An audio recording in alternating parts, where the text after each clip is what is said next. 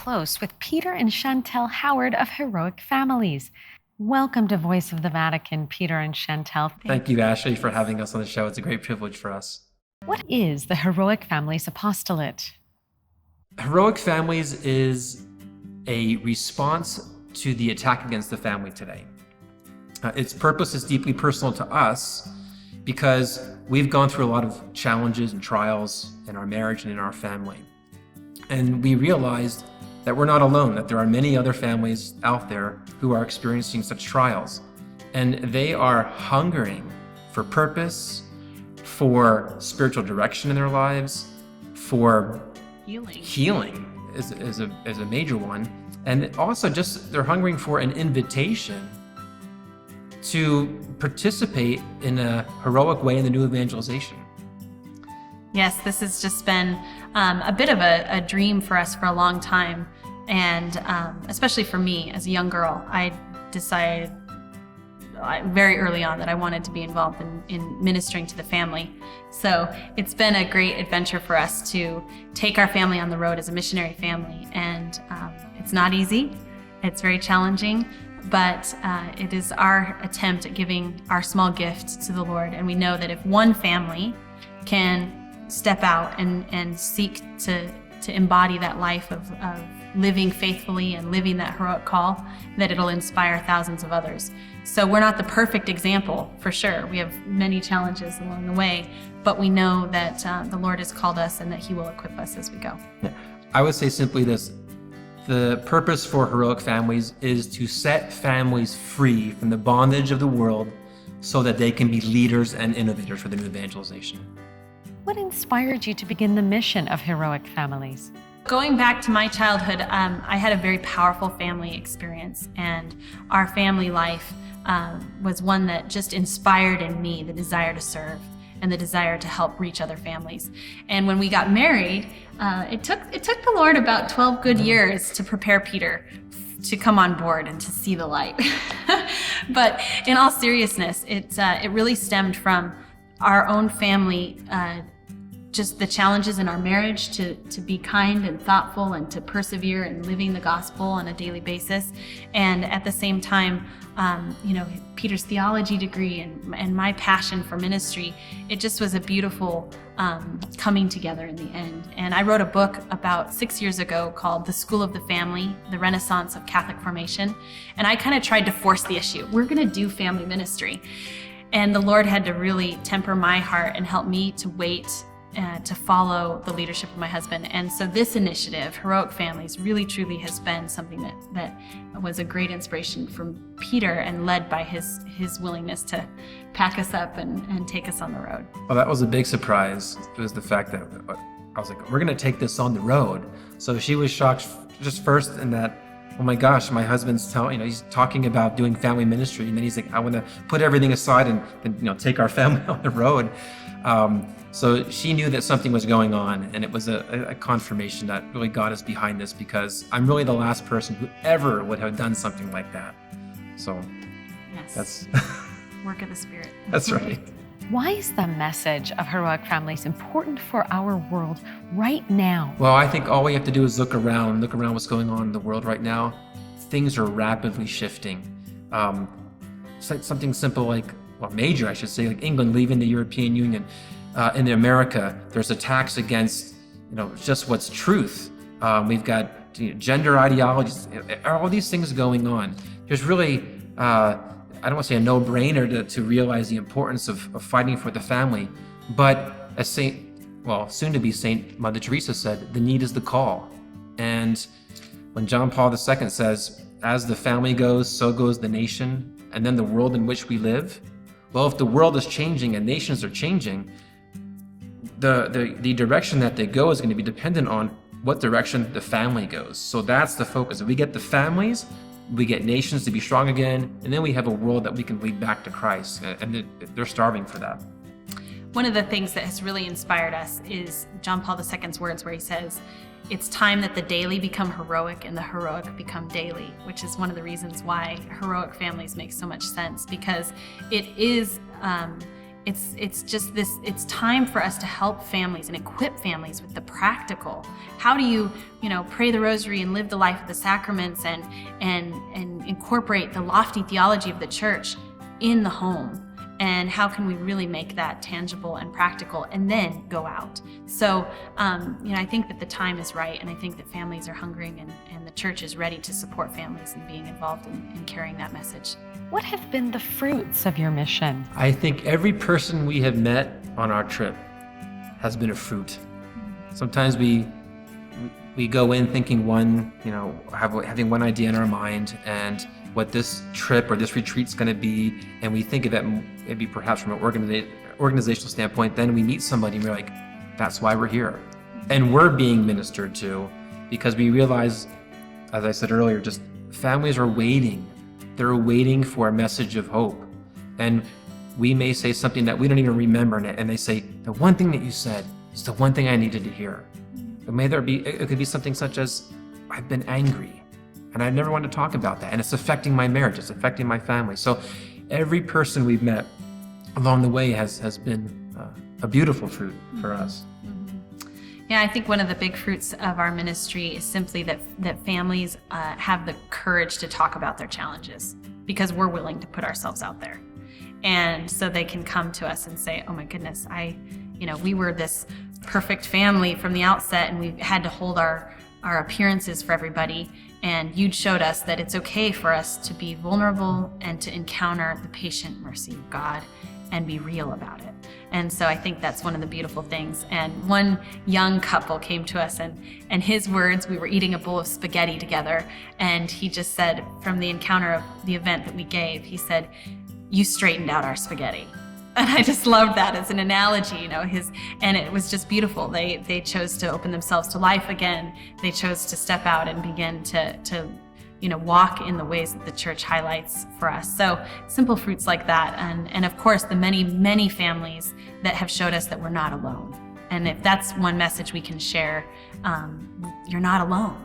There are families everywhere we go that are seeking to live what we desire to live as well. So it's just beautiful that the Holy Spirit is knitting us together as a family in a Catholic sense. So it's beautiful. And I think to piggyback on that is, we realize that when we discover these families, it's like setting little fires wherever you're going, because they're waiting for that.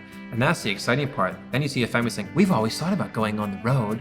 So we often want to say, well, you might want to second think that, but it's just, or doing something else, Exactly. There's all kinds of enterprise and initiatives that families are dreaming about doing, but they just need somebody to come along and say, the time is now. Yeah, somebody crazy enough like our they're just like, you're making it easier for us now to do something which we thought was, crazy, but now it actually looks normal. So anyway. How have your travels affected your children? This is a good question. The highs are very high. We've had great experiences from remarkable friendships they've built, and museums and natural places we've visited, and so there's lots of memories for sure. There are also very many challenges on the road, and we have come close to losing it many times. Not only just because of being broken down on the road 4 times. Our car's broken down. We've crashed our trailer at one point. We've had all kinds of crazy just experiences like that, not to mention the attitudes. All it takes is one attitude in the bunch to sour it, and families know that, so you can imagine what it's like on the road. So, it's real. The kids are not, they are not under some false illusion that this is vacation. But the one thing that we've really come away with is just understanding that our faith is our fuel. And that's what keeps us going. And this idea of Jesus, I trust in you, they know that that's really what it's about. We don't know where we're going to be 2 weeks from now. We don't have any idea how we're going to, map out the financial plan for 5 kids. It is very much a surrendered mission. And so they are joining with us in that. Sometimes with really willing hearts, and other days it's hard. It is. So that's just the reality of it. Yeah, I would agree with that. It's not easy for them. I think that's true. You're in a little over 100 square feet. And so when there's a problem, something needs to be addressed, or somebody's causing somebody else to be upset. Those first seconds of how do you deal with this is so important. And for us, we've come to this conclusion that it's essential to have an instinct, to pray for that instinct, to have a culture of mercy. Because if we don't have that, it's very easy just to have a mutiny on your hands, a civil war going on, and then, okay, we have to now get ready for a retreat. It's like, oh my goodness. It's like, it's very real. And so I think when we look back and they look back, we're going to be able to see all the positive fruits and the graces. But at the same time, we'll hopefully be able to see the reason why God allows things, because it's a crucible. And so he purifies us in that way. So hopefully expediting all of it that could have been it's a drawn great out. way to help shave off a lot of years in purgatory. Is to just do this with your kids. But I think it's good for them though, because they see how real it is for us, and we have to lead them. And when they see a discord among us, then we have to be able to turn it around and show them that yes, if we need to apologize, we need to deal with it now. So. What have been some memorable moments of your trip? We could go on, but one family that really stands out to me was actually grandparents who we encountered who were going through a lot of challenges because they were raising their twin grandchildren because of their son and daughter-in-law being lost to heroin addiction. And the power of encountering them and seeing their glowing desire to communicate the truth to their grandkids and living this call in a really powerful way. I mean, it moved my soul, but likewise, they found our message of just the reality, it's not easy. You're not alone. Keep striving. Here's some simple tools, some practical ways. Just that kind of message resonated with them. And so they stand out as one in my mind. There are so many, but. Well, one that stands out for me is a family that we met that on the surface you would think, oh, you're meeting a celebrity family, and they're well known and very talented young family. And when we actually had an opportunity to sit down with the father, because the mother wasn't there for various reasons, and we talked to him, I was expecting all these glorious stories about, their travels, this and that. And then we got into the real story of the amount of suffering that happened when he tried to take them on the road in the beginning, how he almost lost his daughter from a car wreck. They lost so many different things along the way, and I began to realize, wow, I thought our challenges were tough. And then you see this family, for me, I got very emotional because it was a witness of perseverance. He really believed that this is what God's called us to. And he says, I can't understand at times why we all want to just quit it, and throw everything aside, and why then he allows, when we make such a step, toward God and to do something great, that he would allow tragedy to come our way. He says, but it has made us a better family and it's stronger. And he says, and please pray for us. We still need this. But it's interesting that the leaders that God is calling today, this is not theory. He's like, you're going to lead by being in the front, by having the stories to tell. And that's more important than often the talents that we have. So that really touched me. It gave me hope and courage at a time where I needed to hear that message. Yeah, and there have been countless other hidden families, the cloister of the home, where people are really seeking to live the life, and knowing that we were able to come alongside of them for a time was just the right little dose of energy to continue their path in holiness. So those are some of the stories, and we could tell you countless others of being stuck on the side of the road and all kinds of crazy adventures, but I think that the true stories really lie in the families we're encountering. How has your family been changed by this experience? I think that the kids are very good about reminding us that we need to actually spend time together, even though we're always together, which is kind of the irony, right? You can be in the same space, but not necessarily be encountering your children with that intentional love. And so they keep us tethered to the true spirit in which we want to share this mission. Yeah, and it's true. Sometimes they do just simply say, we need a day together. And we've been together all the time. What do you mean we need a day together?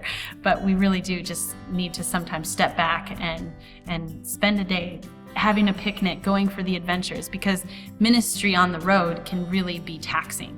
It's not like just gallivanting from one national park to another or something like that. So there are those times where we do just have to step back and find the beauty in the moment together. And that's been really powerful. Yeah, I think being on the road has taught us to focus on the things that matter that you don't often think about. Because we're busy, I'm off at a library for 7 or 8 hours or something, and we're working really hard. And then we realize there's a problem. Well, why is there a problem? And all of a sudden I realize, oh, well, we're not doing this. Or, Papa, can I have just an evening with you? And then you begin to realize, wow, these are the things that really matter. And so I think in another environment, we probably wouldn't be able to catch it like that. Sure. And we've been homeschooling on the road as well. So there are days where it's like, okay, I've got to work. Homeschool yourselves. Oh wait, no, that's not my call, my vocation. So it's just a constant effort to really make sure that the family is always first, even when we're constantly talking about putting the family first. So the Lord is. I think that's one of the reasons He knew He needed to take us on the road, because the theory is one thing, but the practical reality of it is something entirely different. And if we stayed in our comfortable little world where we could segregate our family off into, you're in school, you're here, you're there, I'm doing my thing, let's talk about being a holy family. It's a very sanitary kind of holiness. And this is messy. Yeah. This is messy. How can others find out more about heroic families? So you can go to heroicfamilies.com and find all of the information about the events that we offer, the speaking engagements, and the topics that are really important to us, and that Peter especially is going to be sharing over the course of the next year. And our Facebook page is active and happening, so we really would like to grow our following there. You don't have to be a member of Facebook. You can also just follow it on the website directly. And we would be very grateful for the support of having you invite us. Absolutely. I want to emphasize that Heroic Families is a global initiative. So we are happy to entertain invitations wherever you may be. We've had interest even from Germany, from Austria, one request from South Africa. It's not always easy to fulfill those kinds of things, but people they're finding out. And so that's a big way you can support us is by invitation. And there's also ways to support us too. There are others who say, well, we want to be able to support what you're doing from a financial standpoint. That's also on the website as well, because they realize too that we have a unique opportunity to give a message to people that they know that they won't necessarily have ears to hear unless it comes from the outside. So that gives us a great opportunity through our events to be able to do that. Yes, so please invite us, pray for us, and definitely we appreciate you just following along and being part of the journey, because that keeps us going. Hearing from you, knowing that we're not alone in this, and that you're hearing our message and receiving it is very important to us. Thank you. May God bless you, Peter and Chantel. Thank you for being with Voice of the Vatican.